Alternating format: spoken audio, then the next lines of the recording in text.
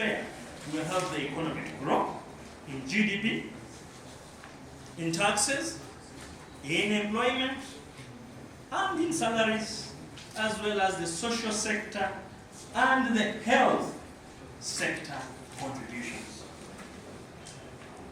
Unfortunately, in Uganda, Uganda's economy is only 51% formal and 49% informal.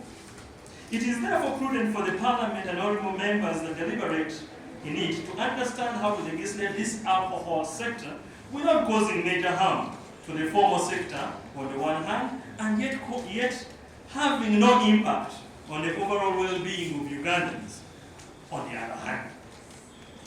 The question at hand is whether it is possible to legislate human behavior. Is it possible to legislate human behavior? And if so, whether this bill, in its current form, will actually have an impact on the well-being of Ugandans per se. The World Health Organization has indeed reported that Ugandans are high consumers of alcohol.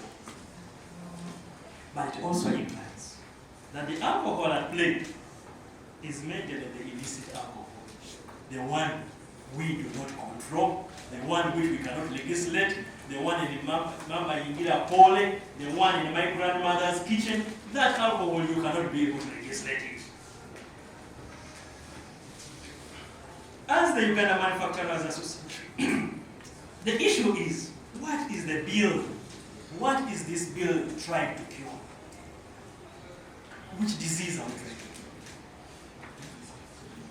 cure? If it is the behavior, then there are better alternatives, such as awareness and sensitization campaigns, etc., etc.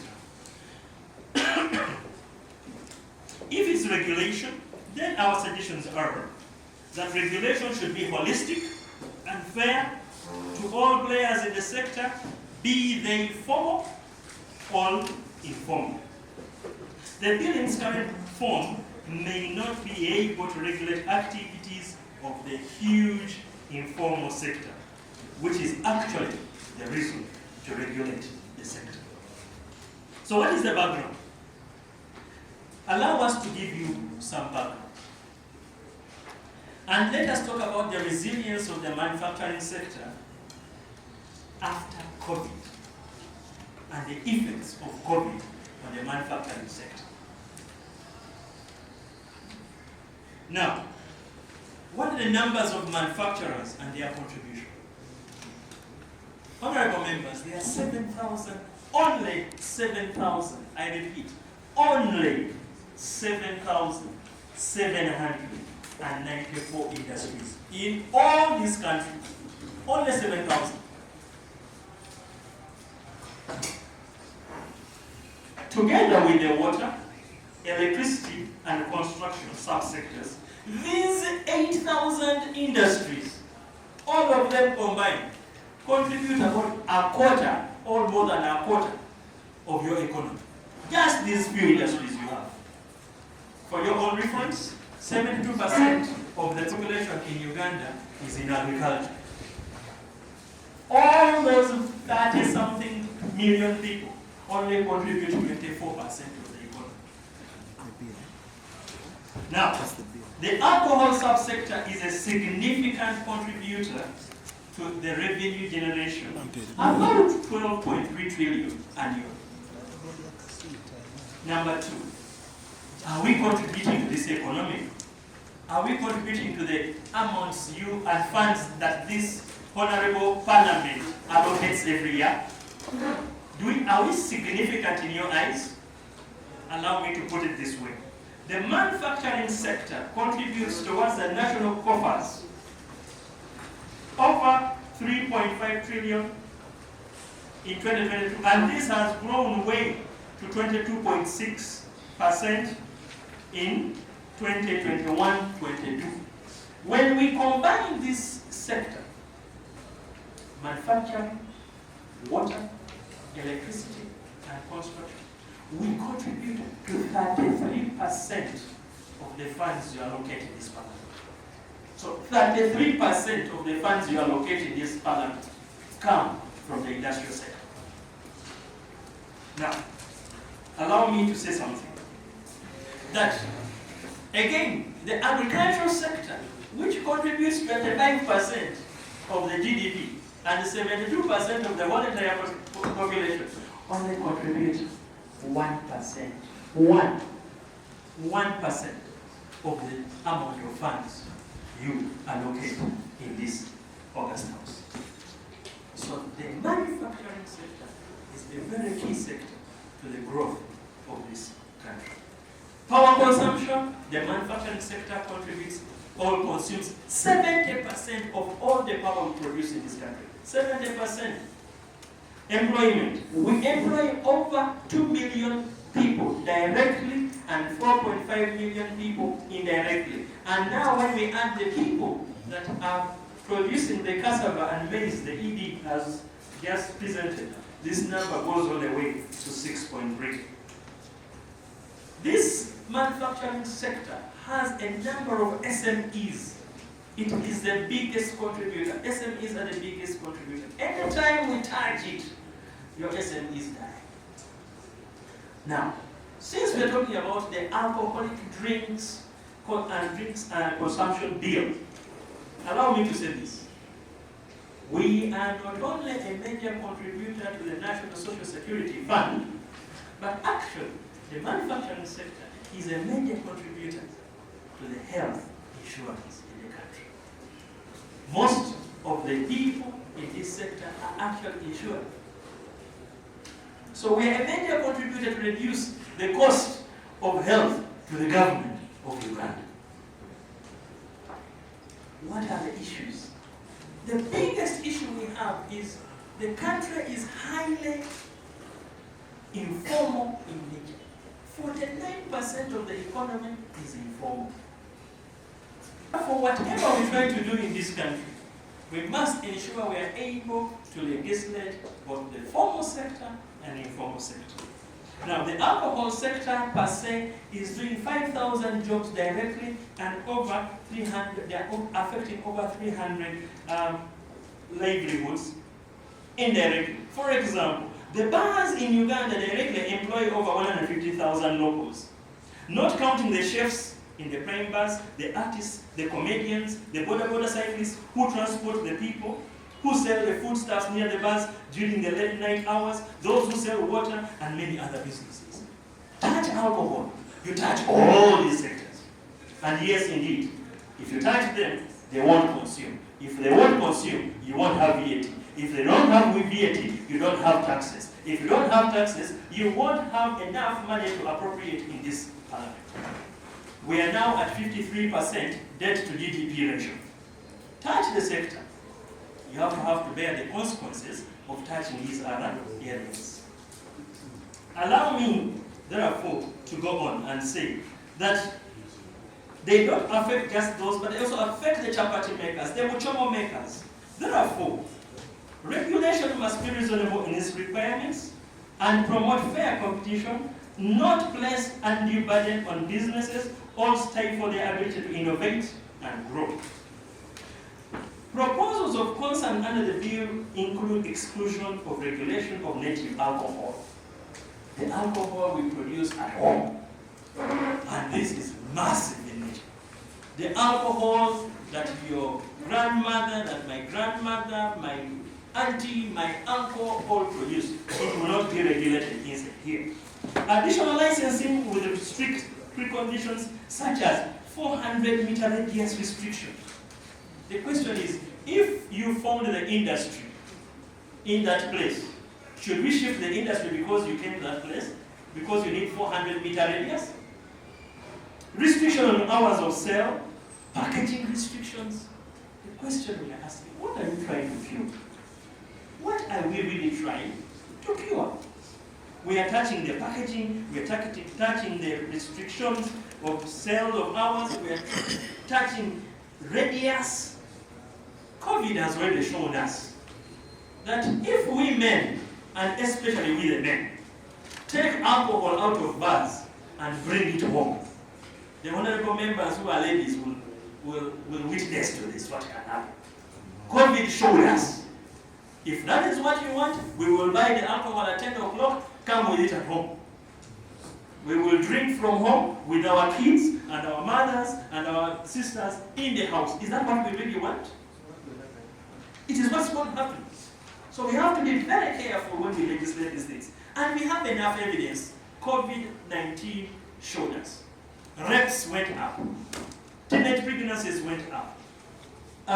Female gender violence went up. We need more evidence to that. So, allow me now to go to the actual clauses. Honorable Chair. It's called the alcohol sector. These are factories. Clause 3 says minister, here meaning minister in charge or responsible for health.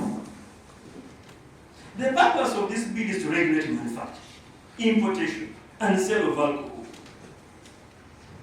Which mandate would be suited in the Ministry of Trade, Industry, and Cooperatives? Are we now going to switch our mandate and then take it to the Ministry of Health? Is now Ministry of Health going to be in charge of trade issues, industrial issues? The clause should be amended to Minister responsible for industry. This is especially true with the exclusion of the clauses on awareness, rehabilitation, and treatment of addicts in the previous version of the bill. Honorable Chairman, what about the application of licenses? Clause 5, subsection 2. A person who intends to sell alcoholic drinks shall apply to the relevant authority for license. And clause 22 also goes ahead and says, the prohibition of manufacturing or sale of alcoholic drinks without a license. Honorable Chair and honorable members, manufacturers currently pay for numerous licenses, and obtaining additional licenses is going to be more expensive and time-consuming. Again, what are we trying to cure? Application of multiple licenses is a complex and costly process for business, and each license typically comes with its own set of requirements, fees, and renewal costs. With the cost of doing business significantly increasing, the business of manufacture or sale of alcohol will become extremely unprofitable and taking away the opportunity for contribution to the national economy, not just the alcohol sector, the national economy. Honorable Chair and honorable members, we haven't added something in this paper that you should be aware of. Our members of the manufacturing sectors are slowly moving out of Uganda. We have evidence of over 41 factories setting up in Tanzania, originating from Uganda. We have others on the border of Congo who are thinking it is better to produce elsewhere and bring to Uganda. Committee Chair of Trade, Industry, and Tourism, you should be aware of that. We are losing industries. This is going to contribute to more loss. And then we will come and say, we don't have enough money, enough taxes. What will we do? Again, go back to these factories and say, please give us more excise duty, give us more VAT. What are we really trying to cure? These clauses are redundant and should be removed or referred to the Licensing Act, Chapter 101. Honorable Chair, the issue of radius restriction as a prerequisite for the grant of a license. Clause 5, subsection 7, business premises considered suitable if they are not within 400 meters of a school, a health unit, a residential area, place of worship, and B, not situated at a fuel station. Seriously? So, this is what we are saying. If you are a bar in my small residence in Machin, so all that stretch from the roundabout of Entebbe all the way to Salama Road. Please close and go home. This is a residential area. So get out. We don't need you. Are we really going to kill our whole economy? 2, so don't sell anywhere near a fuel station. So, last time I checked the Constitution, we said we're a liberal economy. So now we are moving away from liberalism and going back to communism. Really? Considering Uganda's fiscal planning layout, which places social amenities close to one another, this provision is impractical. Businesses already authorized building plans. The bill shouldn't attempt to impose an unforeseeable requirement. In addition, by confining operations to a restricted radius, companies may face challenges in recruiting, retaining qualified employees, leading to potential skill shortages and decreased productivity. So there are over 50,000 bars in the country, and they are all nearly situated in residential areas. So we close all of them. And so the question is, if you're not supposed to be within 400 meters, where should we place the bars? We ask. You're not supposed to be near a school. Don't please be near a place of residence. Don't be near a fuel station. Where should we be? All right. Clause 5 subsection 7A and B should be limited. Restrictions of hours of sale. Section 14, subsection 1. A license shall not sell an alcohol. A licensee shall not sell an alcoholic drink or native drink before 5 or 17 hours and after 22 hours on working days, and B, 12 hours and after 0 hours on public holidays and weekends. Ladies and gentlemen, you are all supporters of Premier League. Manchester United, I hear everyone shouting Manchester United, Liverpool, and all these things. Those football matches always end after 10 o'clock. So, at 10 exactly, at half time, bartender, close. Even if you're not in a bar, in a restaurant, close. Don't sell any alcohol as people are watching football. Go home. Subsection 14 part 2 says, notwithstanding subsection 1, a licensee who operates a supermarket, there we go again, a depot, may sell alcohol drinks between 10 and 10 hours, that's 10 in the morning and 22 hours. Thereafter, sorry, don't sell it alcohol. Colleagues, we are going to increase the gender violence of a nation you may not be able to solve. And COVID has shown us that. Chair and honorable members, you want men to start drinking from home with kids at home?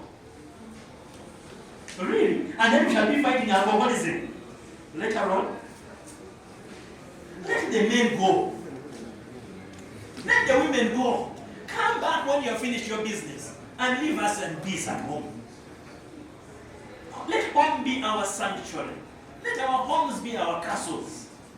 Let our homes be the places where our children can be raised without the fear of seeing their father drunk, and they know what is causing the drunkenness. You go and drink if you must drink. Come back home. Go straight into your bed. But let us not show the kids where alcohol is coming from. They will then say, just like the European kids, where does milk come from? From the fridge. We are soon going to tell kids, where does alcohol come from? Under daddy's bed. We don't want that. The time restrictions will, and because of our positions, we should try and ensure that the people who are not as privileged as us are also supported. Some of us are lucky. We have worked on factory floors. I have been a finance manager of a factory. So I will tell you this from that perspective as well. If you have to work, you cannot consume alcohol and work. So the people who are drinking, most of the time, are on leave, on holiday, or simply don't have work. So the effect of you thinking that alcohol is causing people not to work, it may be the reverse. It is because they don't have work, that's why they're drinking. And honorable chair and honorable members, especially us who are men, I said I deal with figures. You know the frustration as men that we get when you have a wife at home and kids at home and you don't have money. And these are not Alan's words, these are researched papers. What is the effect? What is the frustration? What is, as honorable members say, what is the psychological and health effect of not having work on men? And there are research papers to that. So, is alcohol a panacea to that? Maybe some men think so. I'll go ahead. Run the comparison. Allow me to use the Honorable President's, His Excellency the President's comparison. Do we really want to compare ourselves with our Rwandan counterparts? For our own information, the size of Rwanda compared to Uganda is Masakati district plus a few other districts around. Do we want to do that, please? It's so easy to regulate. It's a small economy as well. We have a very complicated economy here. So maybe we try to compare ourselves with the other economies which are nearly our size. Then, it is the same thing of alcohol sector contributing to the health. And what is the motivation? The beautiful thing of working in a formal sector is, as the employer, you start by asking yourself, if something happens to my employees, what will happen to me? Let me start with something called the workman's compensation. Why do we pay workman's compensation? So that if something happens, I don't have to dig into the pocket, but rather the insurance company helps me to do that. Imagine you're working and your arm gets stuck in a machine, and I have to pay for the death, for the family, and everything. It's a huge cost. You're just struggling to work. Imagine the demonstrator yesterday was going to work. Not to be that. So the motivation is also to be able to have your employees not have a backward, a reverse effect on their pocket as well. Sanitizer during COVID, that is true. Actually, may I add what the EPA said? I was on the committee which time there were only 2 producers of sanitizer in this country when COVID began. We have over 45 producers of sanitizer. May I also add that Kachira Sugar Works is now a major producer of spirits and therefore part of your export beer because of COVID. So the effect, we have to be very careful. Now, radius, 400 petrol stations, hotels. Allow me to tell something, Honorable Chair and Honorable members. Tourism is growing. Anything that curtails it, curtails our ability to get out of this dash we need their money. Now, allow me to say something. And I have learned one thing. I'll never use my privileged positions to look down on other people. Some of us are lucky to have studied, lived, worked in the more advanced countries. Way much more advanced than our country. And I'm privileged to have been one of those. 12 good years in Europe, in a country called the Democratic Republic of Germany. At 8 o'clock in the morning, I'll be served a bottle of beer and sausages. Are you trying to tell me we are more productive than them? And on a Monday morning, next to the cathedral, by the way.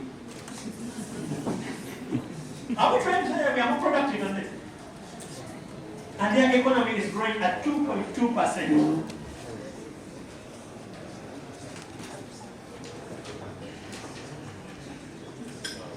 Local crews, why? Try to summarize, please. Try to summarize this clarification. The move the presenter is making very nice comparison of our country to Germany. And just before that, he announced comparing Uganda to Rwanda. My understanding is that if we cannot compare ourselves to a smaller economy, we cannot compare ourselves to a very big economy. We need to define our own context as a country. Otherwise, if we start throwing up comparison to these bigger economies, I've been to Germany and I know the extent of development, production happening in Germany. The level of sensitization, especially when it comes to alcohol, we do not have it here. So we throw it here and try to convince this committee that it's justifiable. I do not understand. Thank you very much. Yes, there were 22 questions on the question. Honorable Chair, clarification. I think my dear friend did get the yes. Sorry, Chair. I think he was not comparing. Yes. They don't think that he must really The presenter speak for himself. yeah. Can you proceed? Thank you, Chair. I was dealing with the issue of productivity. And that is what I was asking. Are we productive again? But let's continue, Honorable Chair.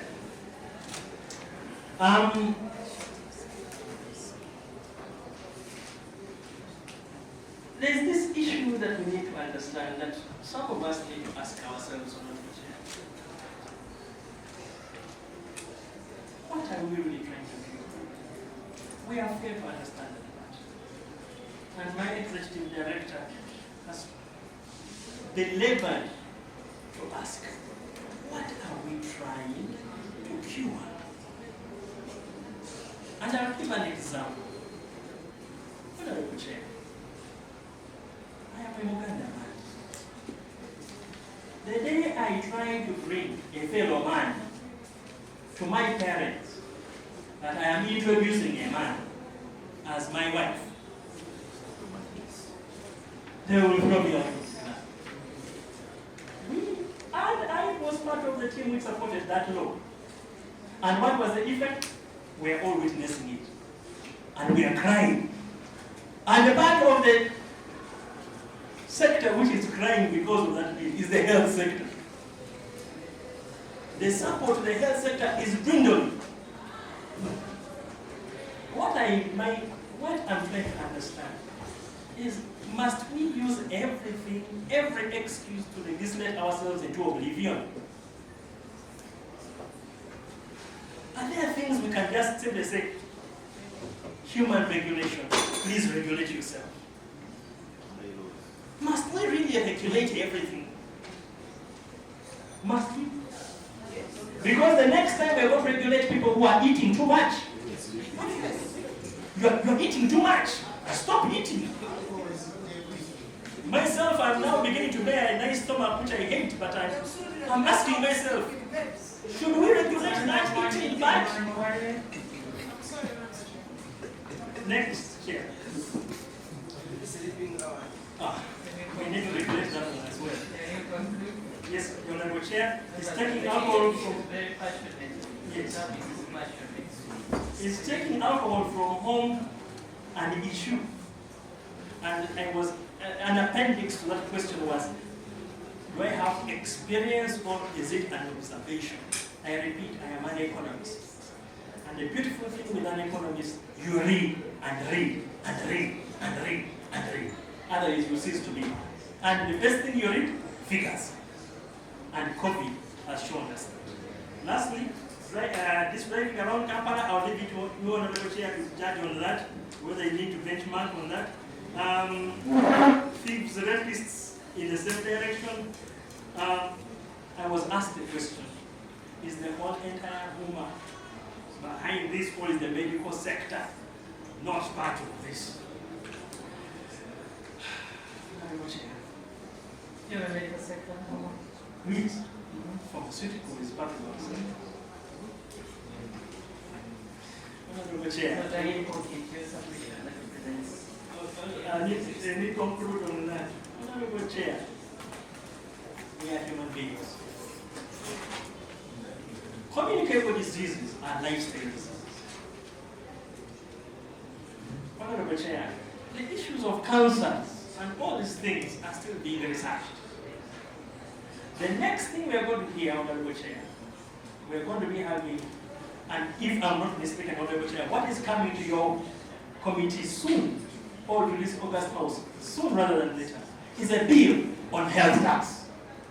And we are going to try and control sugar, oils, and all these things that can cause health issues to us.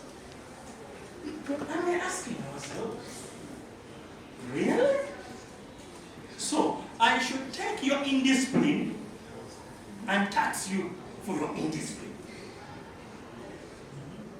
If you eat a lot, I'm about to tax you. The mandazis, those things that have sugar in them, let's tax the sugar. Let us tax the meat. Let us tax everything that causes us an effect. Are we really going to go that direction? The truth is, many things cause cancer. Many things.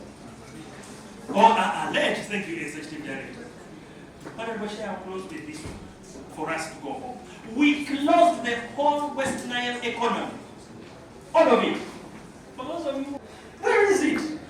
Create jobs elsewhere, import as much as we can, don't export at all. Where is the national conspiracy? What is so bad with plastic bottles? But no, let's import the bottles because we can't produce them in the country. This clause should be deleted and the status quo maintained. Last but not least, savings provision. A person who immediately before commencement of this act was in accordance with any law license to manufacture, for sale, import, and or erect, establish, or operate a factory for the manufacture for sale of beer, all alcoholic beverages, all sale of liquor, shall within 12 months from the date of commencement of this act comply with this provision of this act. Honorable Chair, now allow me, with all permission, to ask this honorable committee whether any one of them are in the field of manufacturing, or what it takes to set up a manufacturing plant, or what it takes to change a line in a manufacturing plant, or what it takes to set up and change a mold in a manufacturing plant. And Chair, allow me to bet, if I gave anyone here 1 billion Uganda shillings to set up a manufacturing entity or do something else, I can say 5 to 1, every one of us would rather set up something else than a manufacturing entity. Because it's easier. It is much easier. Chair, Honorable Chair, when you are anyone's taxes, where do they go first? Factoring. It is there. It's not going anywhere. I can't close shop today to tomorrow and run away. And we are making the making of factories even harder. The Baganda people say, "Eyatuloga."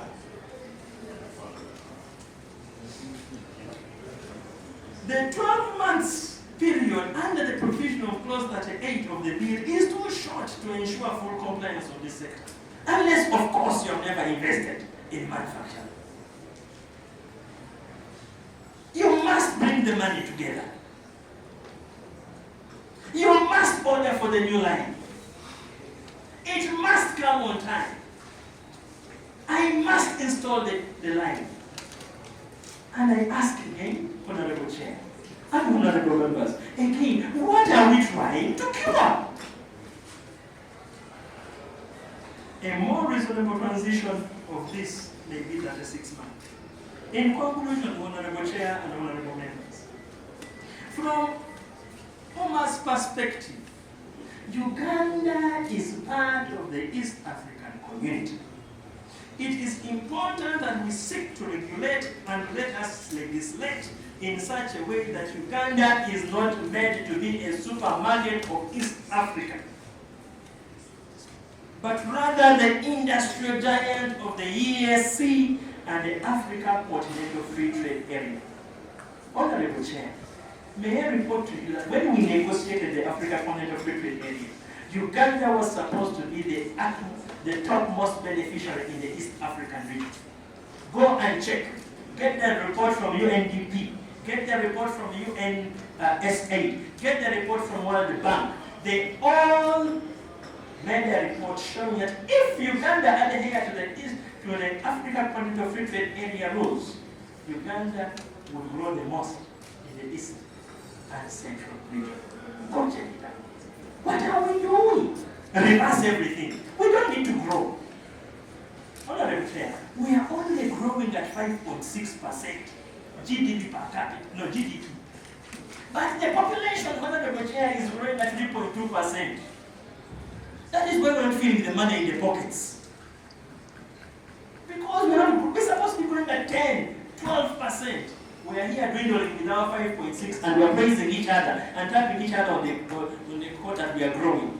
The health sector will not grow with poor people. We need to make these poor people rich.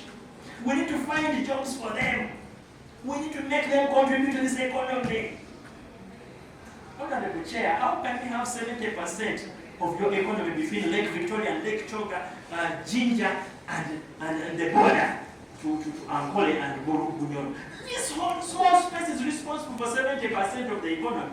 18% in the southwest region and 8% in Bunyoro. The rest of the country is just about 8%. And we want to grow the economy like this? Honorable Chair, this will not work. While taking care of Ugandans' overall well-being, regulate the entire sector, not parts of the sector. Behavior may not necessarily be regulated by law, but rather by constant awareness and sensitization of the effects of the alcoholic consumption. Chair, I thank you.